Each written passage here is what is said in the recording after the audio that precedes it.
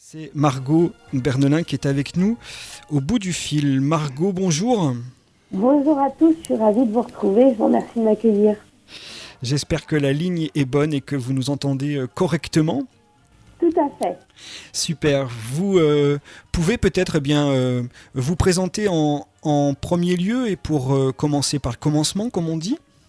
Bien entendu. Alors moi je suis Margot Verdelin, je suis docteur en droit de l'Université Paris-Nanterre. Je suis spécialisée en droit de la santé et mes travaux de recherche sont intéressés à l'encadrement de la recherche médicale. Et j'ai commencé à travailler ce thème de l'encadrement de la recherche médicale qui nécessite d'avoir accès à des données de santé. Je pense qu'on va en reparler ensemble normalement. Et j'ai participé et je participe encore à un programme de recherche qui s'appelle Data Santé, qui s'intéresse à l'usage et à la collecte des données en grand nombre dans le champ de la santé. C'est un projet qui est porté par l'Université de Nantes.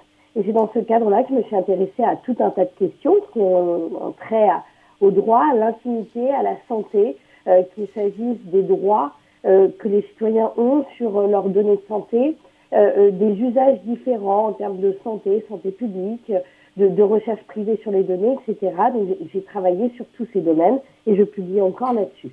Margot Berdelin, donc chargée de recherche CNRS à l'Université de Nantes sur ce projet Data Santé, l'introduction du numérique dans le domaine de la santé qui permet la collecte de données éminemment personnelles d'intérêt pour les médecins mais aussi pour les assureurs et les banques. L'usage de ces données suscite de nombreuses interrogations.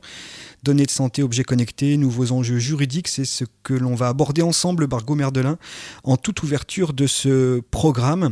Alors, dans un premier temps, peut-être reposer aussi là une question qui me semble essentielle. Qu'est-ce que l'on nomme, qu'est-ce qu'une donnée de santé ?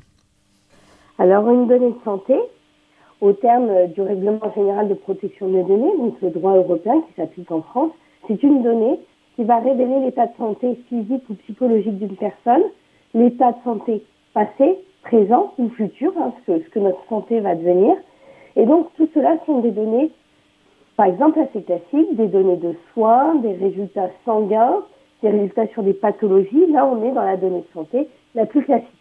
Mais la donnée de santé, elle est protéiforme. Il va s'agir également de toutes les données qui vont être regroupées dans un dossier médical. Et dans votre dossier médical, il n'y a pas que des données relatives à vos examens sanguins. Il va également y avoir des données sur votre adresse, la composition de votre foyer, votre orientation sexuelle, etc. Donc des données extrêmement sensibles qui vont pouvoir être qualifiées de données de santé parce qu'elles sont regroupées au sein d'un dossier médical. Et puis on a tout un groupe de données qui va être un peu plus délicate à cerner parce que ce sont des données qui vont être collectées par différents objets connectés, par exemple des applications sur smartphone, un podomètre connecté, une montre connectée, et qui vont collecter tout un tas de signaux, l'enregistrement des pas, un nombre de marches montées, un rythme cardiaque, votre suivi de sommeil, le temps que l'on passe par exemple à mâcher s'il s'agit d'une fourchette connectée. Et là encore, lorsque toutes ces données, tous ces signaux sont utilisés à des fins de santé pour renseigner sur votre état de santé, eh bien, elles sont qualifiées de données de santé. Par exemple, si vous marchez beaucoup, cela va être consigné, on va pouvoir en déduire que vous avez potentiellement un bon état de santé parce que vous avez une activité physique assez régulière et assez intense. Donc voilà pour les données de santé de manière générale, mais c'est très protéiforme.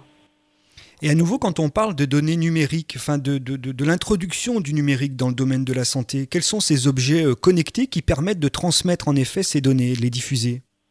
Alors, la numérisation des données fait référence la plupart du temps à leur format électronique. On peut les envoyer de manière électronique et donc informatique.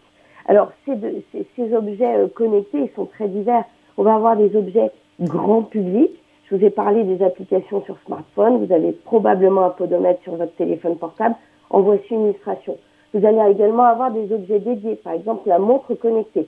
Tout cela sont des objets que vous pouvez acheter sans aucune obligation, par obligation quelconque. Votre médecin ne va pas vous le prescrire spécifiquement. Et puis à côté de cette case-là, des objets grand public, vous avez des objets particuliers qui vont être prescrits par votre médecin, qui vont également être connectés.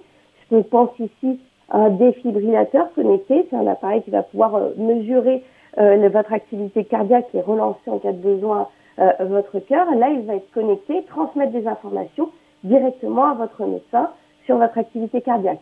Ça va être le cas aussi des fameux masques pour l'apnée du sommeil qui vont aider le malade, le patient à respirer la nuit. Et bien, ils sont connectés, ils envoient des données de manière journalière à un serveur sur, d'une part, l'usage du masque, ce que le patient utilise, mais aussi sur des variables qui vont être enregistrées par ces objets. Donc, on a deux catégories, la catégorie grand public et la catégorie plutôt très médicale, dispositif médical, qui va pouvoir être remboursé par l'assurance maladie lorsque prescrit. Quels sont ces enjeux liés à ces données de santé et à cette numérisation généralisée? Les enjeux sont multiples. Le premier d'entre eux, c'est comment assurer la protection de la vie privée des individus, parce que toutes ces données révèlent l'intimité d'une personne, la composition de son foyer, son activité physique. On peut penser aussi à ses habitudes alimentaires qui vont être consignées.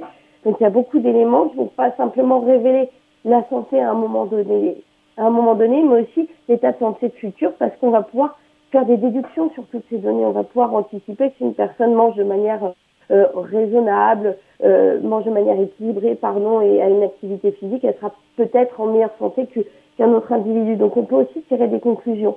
Et donc c'est avant tout en termes de protection de la vie privée, protection de son intimité, que les questions se posent. Et donc, pour répondre à ces enjeux, on a un cadre juridique qui est composé du Règlement général de protection des données, qui va encadrer à la fois la collecte et l'usage de ces données de santé. Et puis, on va avoir la loi informatique et liberté et quelques éléments que l'on va trouver dans le Code de la santé publique qui vont essayer de protéger cette vie privée en prévoyant des droits reconnus aux individus sur leurs données, d'un côté, mais également en imposant des obligations de sécurité pour tous les organismes et les personnes morales qui vont intervenir pour collecter, conserver ces données. Et on le sait, la question de la sécurité des données est assez centrale en ce moment, notamment avec l'épidémie actuelle de Covid-19, qui a conduit à une collecte très importante de données de santé, des données de dépistage, des données cliniques sur l'état des patients, sur les traitements donnés, également des données collectées sur les cas contacts, qui a croisé une personne infectée. Et là, il y a une centralisation très forte de ces données qui pose des questions très compliquées en termes de sécurité de ces données. Oui, la sécurité, c'est une question clé. Est-ce qu'il y a justement des instances de protection garantes du secret, à la fois médical ou de santé? On connaît la CNIL, par exemple, plus largement sur la question du numérique. Alors, les instances sont multiples, mais elles ne sont pas garantes de la même manière, ou en tout cas pas à tous les niveaux. Alors, la question de la sécurité se pose parce que la donnée de santé, c'est une donnée qui se revend très bien et très facilement sur un marché noir. Et c'est la donnée qui vaut la plus chère. On peut revendre des données de carte bleue volées, des données d'identité. Et dans ce cadre-là, la donnée de santé, c'est celle qui a le plus de valeur. Et donc, c'est celle que les hackers essayent de récupérer parce qu'ils savent qu'ils vont pouvoir se faire énormément d'argent en les revendant. Et donc, plusieurs instances interviennent. En tout premier lieu, on ne peut pas forcément appeler ça instance, mais on a les professionnels de santé qui sont astreints à un secret médical, par leur code de déontologie, mais plus largement par le code de la santé publique qui impose un secret sur les données. Un professionnel de santé ne peut pas révéler à un tiers des éléments sur votre santé. Même le code de la santé publique impose que toute autre personne qui aurait en ses mains des données de santé soit astreinte également à ce même secret sur les données de santé. On peut imaginer par exemple un informaticien qui travaillerait dans un CHU, lui aussi doit se tenir à ce secret, ne pas partager les données de santé. On a bien entendu également la CNIL, là on est vraiment dans une autorité administrative qui va opérer des contrôles, qui va avoir un pouvoir de sanction. Elle a déjà, il y a quelques mois, sanctionné 2 médecins qui n'avaient pas respecté leur obligation de sécurité et leurs données de santé de leurs patients avaient été rendues accessibles sur Internet pendant de longs mois. Et là, ils ont été sanctionnés par des amendes. Donc la CNIL a ce pouvoir de contrôle et de sanction. Et puis, dans d'autres cas, on va avoir l'Agence nationale de sécurité des systèmes d'information qui va avoir un contrôle très opérationnel, qui va tester certains systèmes nationaux.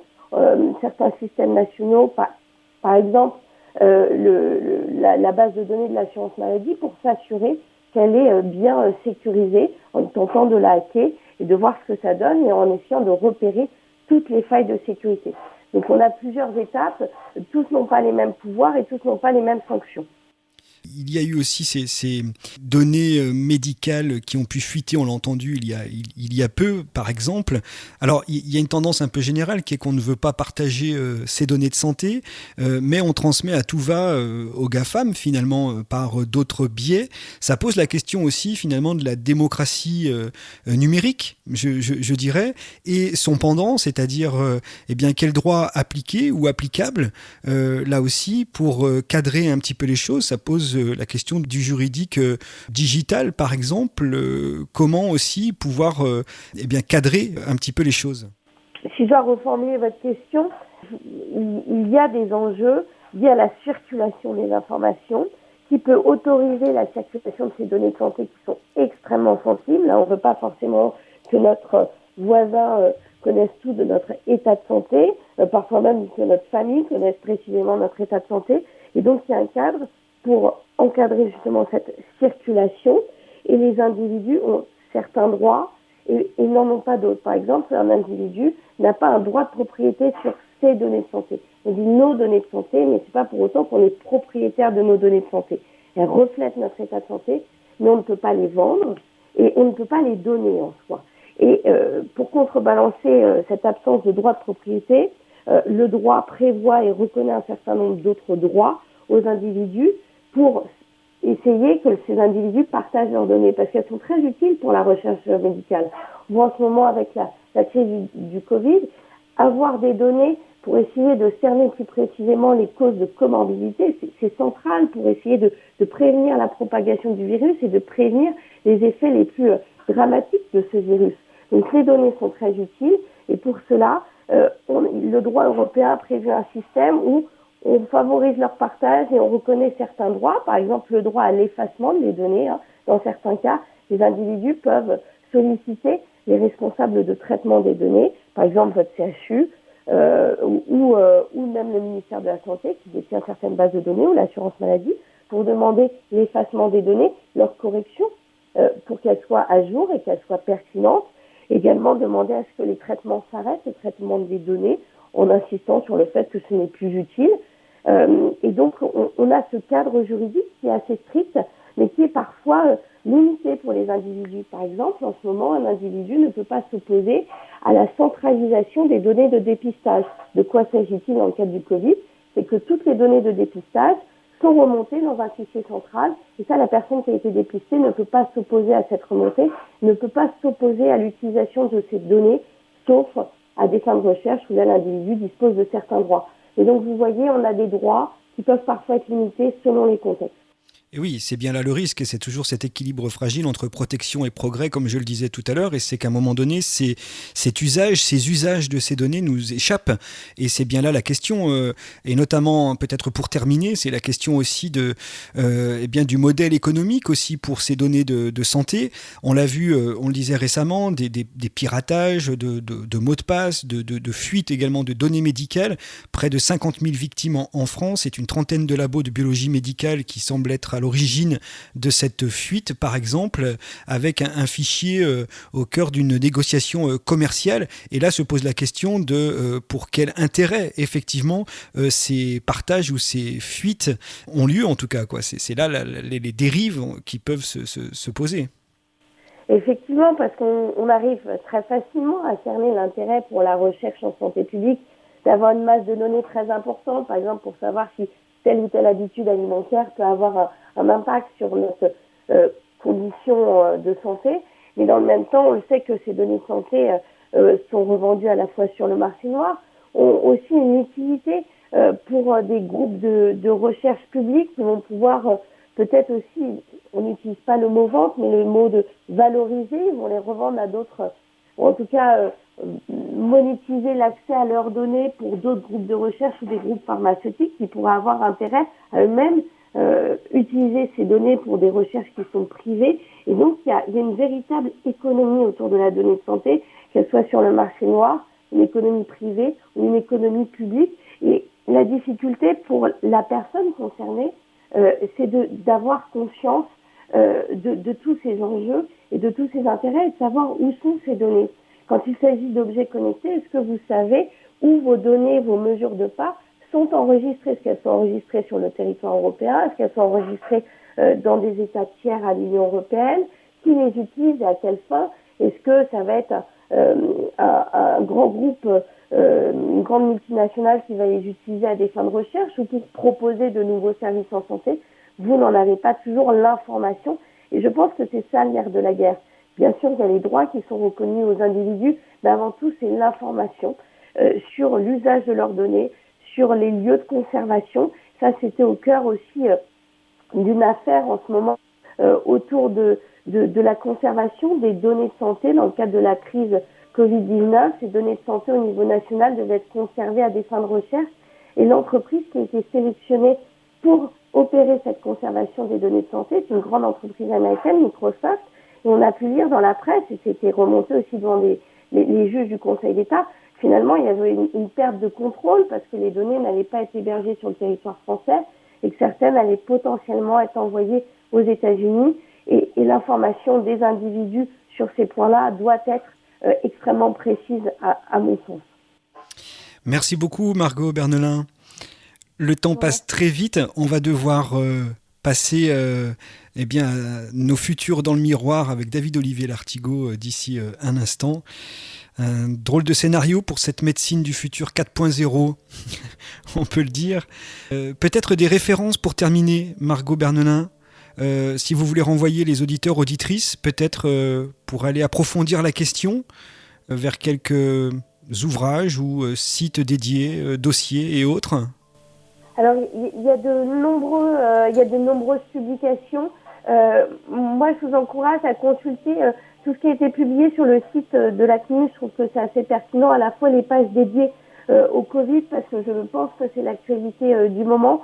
Et il y a des informations extrêmement précises sur les droits et les devoirs et des retours aussi, des rapports sur ce thème. Donc, n'hésitez pas à consulter, je pense, le site de la CNIL. C'est une bonne entrée en matière pour les personnes qui nous écoutent.